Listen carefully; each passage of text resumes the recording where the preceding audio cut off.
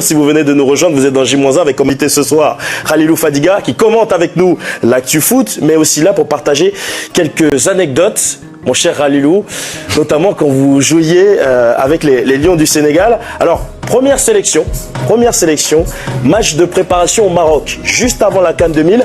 Et à l'époque, vous partagez votre chambre avec des coéquipiers. Et ce jour-là, le geste de l'un d'entre eux vous a marqué, non? Ouais, c'est vrai que quand je suis arrivé en équipe nationale en fait, du Sénégal, j'avais déjà prévu et j'avais promis aux dirigeants de l'équipe de la fédération que je jouerais que pour le Sénégal.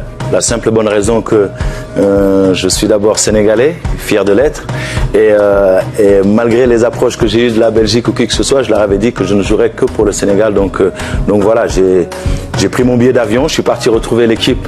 Je pense que j'ai atterri à Casablanca, et puis en pleine nuit, j'ai dû partir avec un taxi jusqu'à, je crois que c'était Agadir ou quelque chose comme ça. Arrivé en pleine nuit là-bas, à l'époque c'était, je pense que c'était une chambre pour 4 joueurs. Et bon, comme je suis le dernier qui est arrivé, j'avais pas de lit. Et puis il y a un coéquipier qui s'appelle Maïbadji, qui s'est proposé sympathiquement de me laisser le lit. Alors au début, je l'ai pris avec beaucoup de gêne, mais finalement j'ai accepté parce qu'il m'a fait comprendre en fait que moi j'étais le toubab de l'équipe, donc que j'étais le petit blanc qui venait d'arriver et que moi j'étais pas habitué à dormir par terre. Alors que... Du coup, il vous a laissé la place sur le lit. Ouais, donc c'est vrai que je l'ai pris au début, je l'ai pris avec un peu de gêne, mais finalement je me suis rendu compte que c'était fait avec sans aucun préjugé, sans aucune a priori. Le Sénégal est comme toutes ces équipes africaines capable d'éclairs fantastiques mais aussi de jouer très très mal. Bichente Lizarazu, juste avant ce France-Sénégal de 2002, ça motive ça, non? Ouais, ça motive, mais je pense que le résultat parle d'elle-même. Parce que ça fait partie des déclarations qui ont mis un petit peu le feu aux poudres.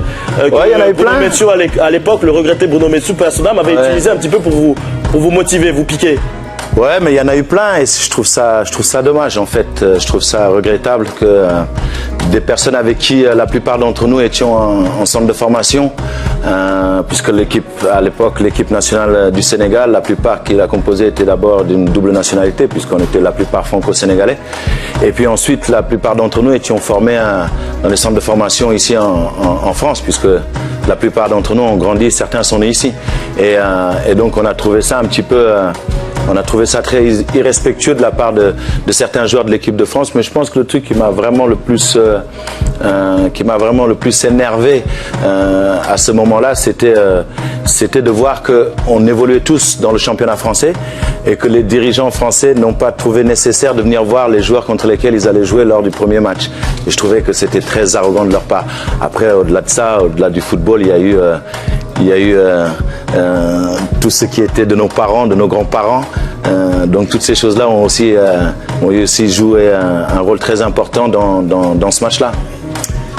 Ça fait partie des petites anecdotes que vous avez décidé de partager avec nous. On en aurait pu en chercher plein. Hein, comme il y en a, je pense que pour les marabouts sur 2002, ouais. Etc. Ouais. Mais bon, on va faire pour revenir sur ça, en plus, c'est vrai. Non, pour parler des histoires de marabouts, je trouve ça extraordinaire qu'il y a eu l'histoire malheureuse avec Pogba et tout ça, et qui parlait de marabouts et toutes ces choses-là, et que dans le journal...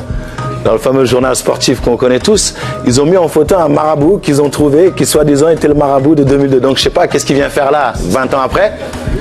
Bon, je pense que les Français l'ont encore à travers la gorge. Ça a marché contre la France, mais ça n'a pas marché contre la Turquie. Parce que vous avez du mal à comprendre. Non, il n'y a pas que ça. Et puis ce qu'on a du mal à comprendre, c'est que ce qu'on a du mal à comprendre, c'est que quand la France gagne, c'est parce qu'ils sont très forts techniquement ou tactiquement, et que quand c'est les Africains qui gagnent, c'est souvent dû au maraboutage. Donc je me pose la question.